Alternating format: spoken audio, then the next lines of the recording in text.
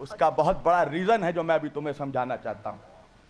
اللہ نے کہا دیکھو میں نے دو چیزوں کو نازل کیا, نور کو اتارا ہے اور کتاب اتاری ہے میں نے. یہی وجہ ہے مسلمانوں یاد رکھنا کہ ہمارے اور آپ کے نبی نے اپنی زندگی میں کل ایک حج کیا ہے. کتنا حج کیا؟ ایک, single, the first and the last. وہی پہلا اور وہی آخری حج. چلو ایک بات تو سمجھ میں آئی کہ حاجی بننا یہ سنت رسول ہے, مگر الحاج بننا سنت رسول نہیں ہے. حاجی بننا سنت رسول ہے, الحاج بننا سنت رسول نہیں ہے. یہ جو فیشن چلا ہے کہ ہر سال حج پہ جائیں گے, پڑوس کی بچی کے پاس پڑھنے کو کتاب نہیں ہے, یہ حج پہ حج کیے جا رہے ہیں. پڑوس کا باپ رو رہا ہے بیٹی کی شادی کیسے کروں, یہ صاحب حج کیے جا رہے ہیں. اللہ ایسے حج کو منہ پہ مار دے گا. اللہ کو تیرے حج کی ضرورت نہیں ہے. پہلے حقوق العباد ادا کر صحیح سے, پھر حقوق اللہ ادا کرنا. حضور نے سن 10 ہجری میں ایک حج کیا اپنی زندگی میں, وہی پہلا وہی آخری حج. اور جب حج سے حضور لوٹ رہے تھے تو مکہ اور مدینہ کے بارڈر میں ایک سرحد, ایک میدان تھا جسے غدیر خم کہتے تھے.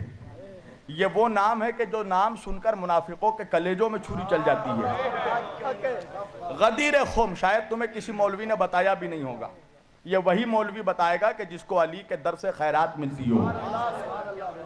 غدیر خم, اس میدان میں حضور نے بہت فصیح و بلیغ خطبہ دیا. صحاح ستہ میں اور کتب, بے شمار کتب اہل سنت میں حدیث میں بھرے ہوئے ہیں وہ خطبے. اگر میں وہ بیان کرنے لگوں فجر ہو جائے گی, مگر وہ خطبہ مکمل نہیں ہوگا. اس کا لاسٹ کا میں تمہیں پیراگراف سناتا ہوں. اللہ کے رسول نے خطبے کے اینڈ میں فرمایا کہ اے میرے صحابہ, اے میرے مسلمانوں, اے شمع رسالت کے پروان, اے میرے دیوانوں, اب وہ وقت قریب آ چکا ہے کہ جب میں اپنے رب سے حقیقی ملاقات کو لوٹ جاؤں. میں اپنے رب کی طرف لوٹنے والا ہوں, مرنے والا نہیں ہوں. ہاں کیا کہہ رہے ہیں؟ لوٹنے والا ہوں. صحابہ کرام رونے لگے, آنسو بہانے لگے. اللہ اکبر, نبی کی جدائی برداشت نہیں تھی. صحابہ کرام نے کہا یا رسول اللہ, کیا آپ اپنے بعد ہمیں تنہا چھوڑے جا رہے ہیں؟ کیا ہمیں لاوارث چھوڑے جا رہے ہیں؟ یا رسول اللہ, ہم آپ کے بعد کس کا دامن تھامیں گے؟ ہم آپ کے بعد کس کا دامن پکڑیں گے؟ اللہ اکبر. صحیح مسلم شریف کی حدیث ہے, بے شمار, میں کتابوں کا نام گناتے جاؤں تو بے انبار لگ جائے گا. صرف کنز الامال میں 16 مرتبہ اس حدیث کو نقل کیا گیا, حدیث ثقلین کو 16 مرتبہ. اللہ کے رسول نے فرمایا تم نے کیسے سوچ لیا کہ میں قیامت تک اپنی شریعت کو لاوارث چھوڑ کر جا رہا ہوں؟ کہا یا رسول اللہ, تو اپنے بعد کسے چھوڑے جا رہے ہیں؟ حضور نے فرمایا انی تارکن فیکم الثقلین, کتاب اللہ کی وعطرتی واہل بیتی, میں اپنے بعد دو بھاری چیزیں چھوڑے جا رہا ہوں. ایک اللہ کی کتاب ہے, ایک میری عطرت ہے, میرے اہل بیت ہے. ان دونوں کا دامن تھام کر رکھنا, کبھی گمراہ نہیں ہوگے. ایک ہاتھ سے قرآن کا دامن تھامنا, ایک ہاتھ سے میرے اہل بیت کا دامن تھامنا. اس لیے کہ نہ قرآن اہل بیت سے جدا ہوگا, نہ اہل بیت قرآن سے جدا ہوں گے. اور دیکھو یہ دونوں قیامت کے دن حوض کوثر پر ایک ساتھ آ کر مجھ سے ملاقات کریں گے.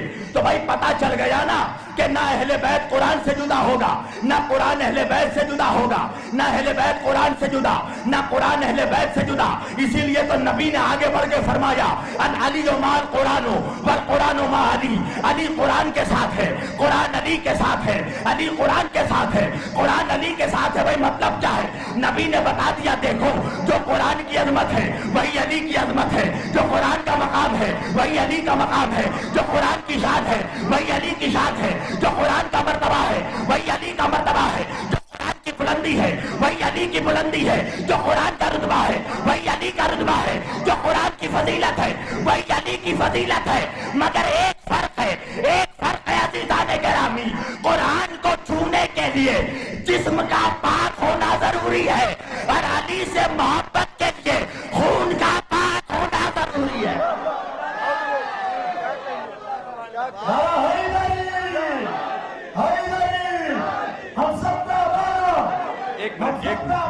ایک منٹ اب نعرہ وہی لگائے گا علی کا جس کا خون پاک ہوگا. اب لگائیے نعرہ. ہم سب کا مولا، ہم سب کا مولا، بالکل تو مولا، بالکل تو مولا، بالکل تو مولا، کمبر کا مولا، بوزر کا مولا، بوزر کا مولا، کعبے میں برادر، کعبے میں برادر، مسجد میں شہادت، مسجد میں شہادت، تیری قبر کے اندر، تیری قبر کے اندر، تیری قبر کے باہر، تیری قبر کے باہر، تیرے ہاتھوں میں بیٹھ کر کے نعرہ حیدری، نعرہ حیدری. انی تارکن فیکم الثقلین. اللہ اکبر. اللہ کے رسول فرما رہے ہیں میں تمہارے درمیان دو بھاری چیزیں چھوڑے جا رہا ہوں. ایک میری اطرت ہے، اہل بیت قرآن ہے. صحابہ کرام نے پوچھا، امام فخر الدین رازی رحمت اللہ لکھتے ہیں آج کا مولوی جس کے قدموں کے برابر بھی نہیں ہو سکتا. امام فخر الدین رازی رحمت اللہ صاحب تفسیر کبیر لکھتے ہیں کہ صحابہ کرام نے پوچھا یا رسول اللہ یہ کتاب تو سمجھ میں آ گئی قرآن مجید، یہ آپ کی اطرت آپ کے اہل بیت کون ہیں؟ اللہ کے رسول نے فرمایا ہم علی والفاطمہ والحسن والحسین وآلہ وذریتہ. علی، فاطمہ، حسن اور حسین ان کی اولاد پاک، ان کی نسل پاک میری اہل بیت ہے، میری اطرت ہیں. ان دونوں کا دامن تھام کر رکھنا. ثقلین، میں دو بھاری چیزیں چھوڑے جا رہا ہوں. پتہ ہے ثقلین عربی میں بھاری وزن کو کہتے ہیں ثقل، وزنی چیز کو کہتے ہیں ثقل. یاد رکھنا عربی گرامر اور سنسکرت ہاں عربی اور سنسکرت گرامر دنیا کے تمام گرامر سے ڈیفرنٹ ہے. وہ اس لیے کہ دنیا کے سارے گرامر میں، سارے لینگویجز کے گرامر میں ایک کے لیے واحد آتا ہے، دو یا دو سے زیادہ کے لیے جمع آتا ہے. مگر عربی وہ گرامر ہے کہ جس میں ایک کے لیے واحد آتا ہے، دو کے لیے صیغہ تثنیہ آتا ہے، تثنیہ، اور تین یا تین سے زیادہ کے لیے جمع کا صیغہ آتا ہے. یعنی جب دو شے برابر کی ہوں تو تثنیہ کا صیغہ آتا ہے. جیسے دو امام برابر کے ہیں، دونوں کا رتبہ برابر، دونوں کا مقام برابر، دونوں کی عظمت برابر، تو دو امام ملے تو ہو گئے امامین. دو سید، دونوں حسنی، دونوں حسینی، تو دو سید جب ملے تو ہو گئے حسنین. دو قبلہ برابر کا ملا تو ہو گیا قبلتین.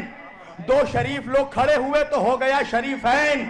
دو حرم ملے تو ہو گیا حرمین.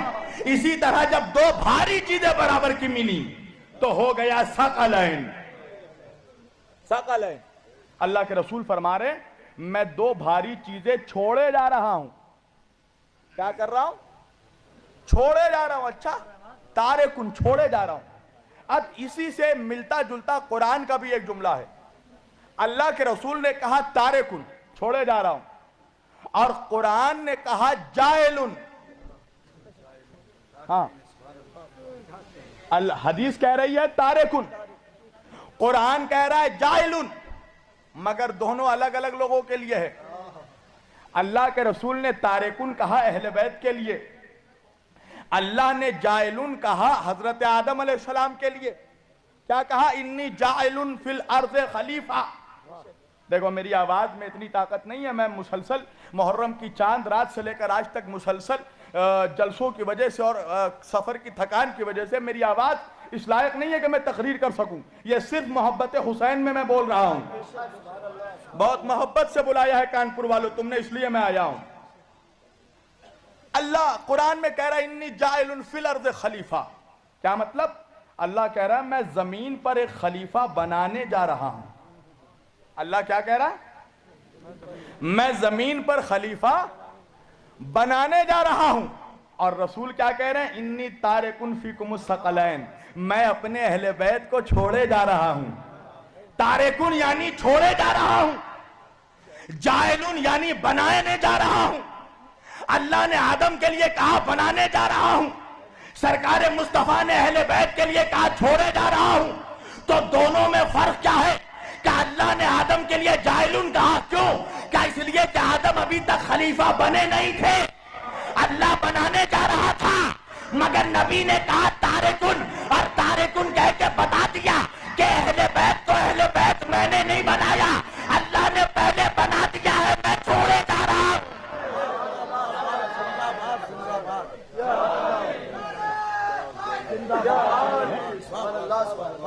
میں چھوڑے جا رہا ہوں، بنانے والا تو اللہ ہے، میرے اہل بیت بھی میں نے نہیں بنائے ہیں، اللہ نے بنایا ہے۔ اللہ نے چوائس کر لیا کس کو میرا نواسا بننا ہے، کون میری بیٹی ہوگی، کون میرا داماد ہوگا، کون میرا بھائی ہوگا۔ چھوڑے جا رہا ہوں۔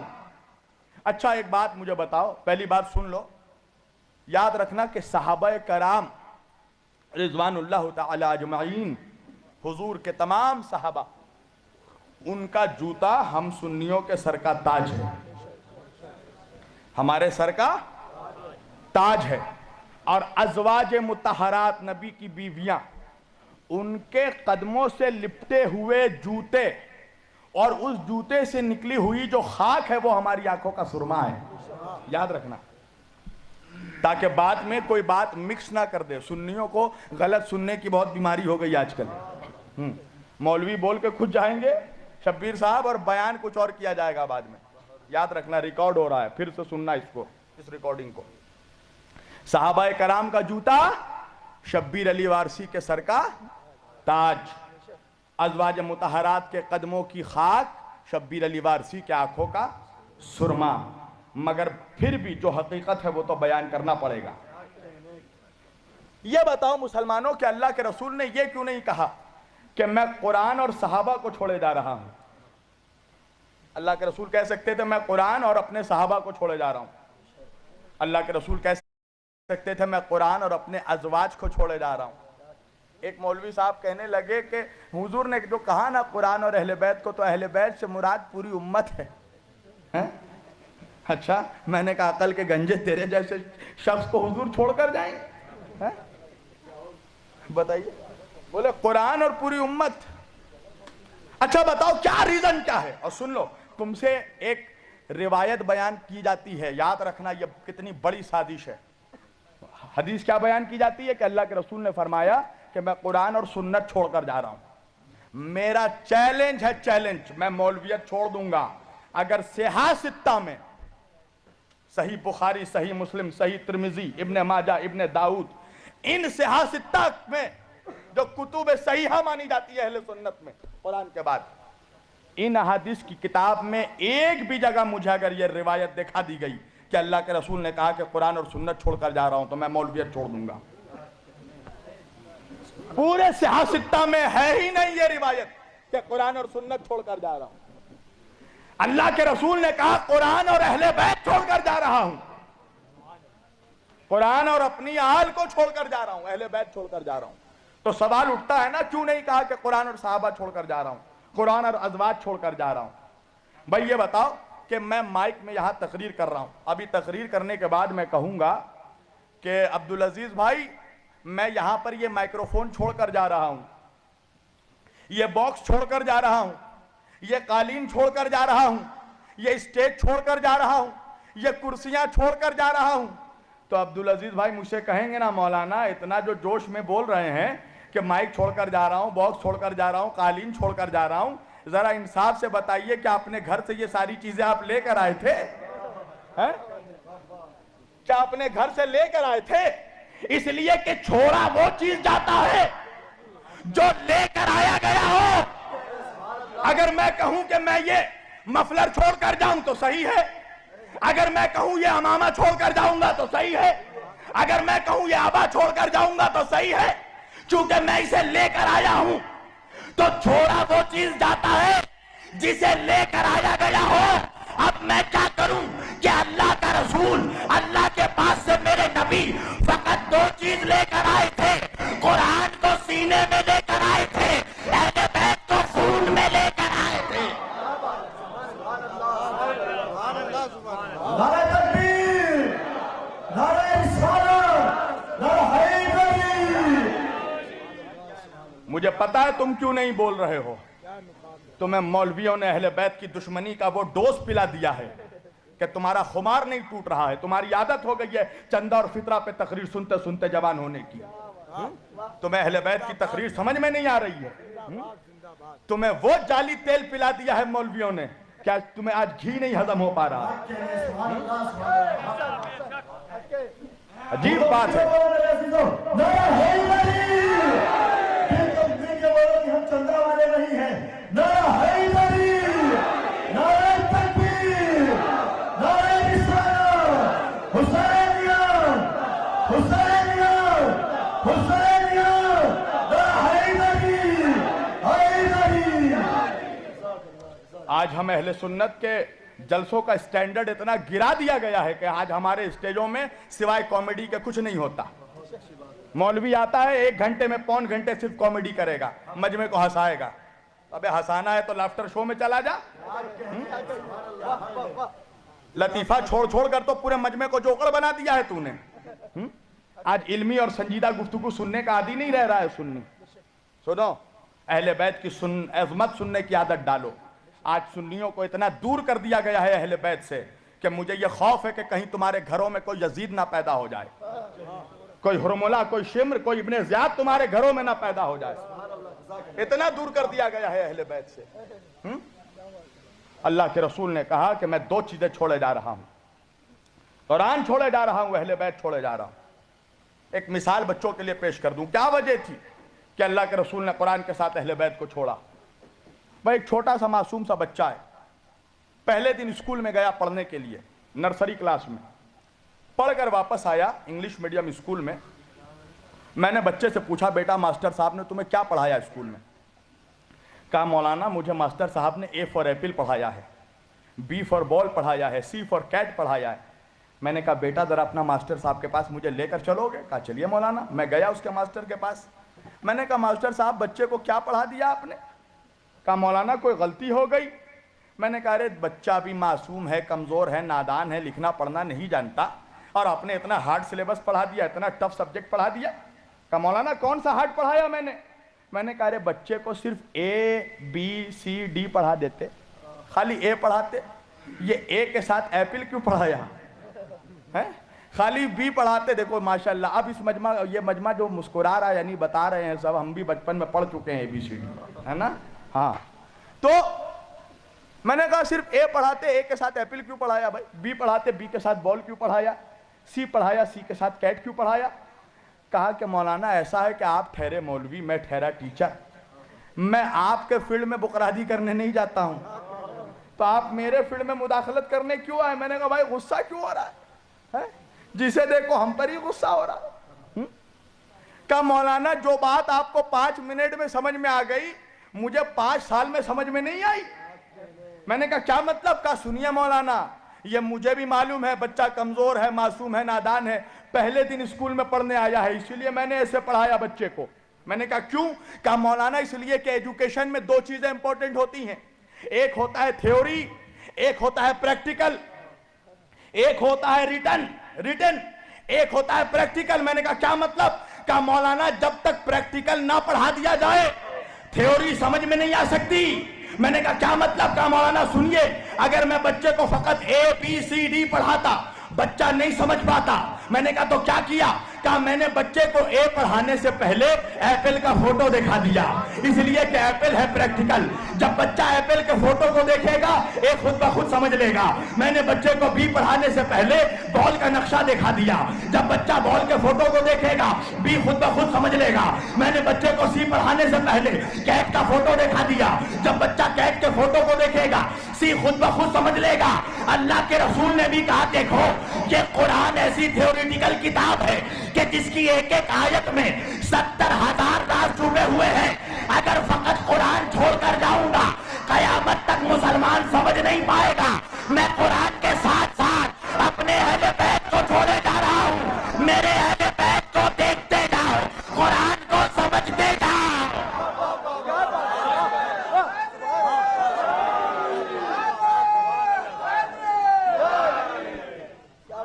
میرے اہل بیت کو دیکھتے جاؤ،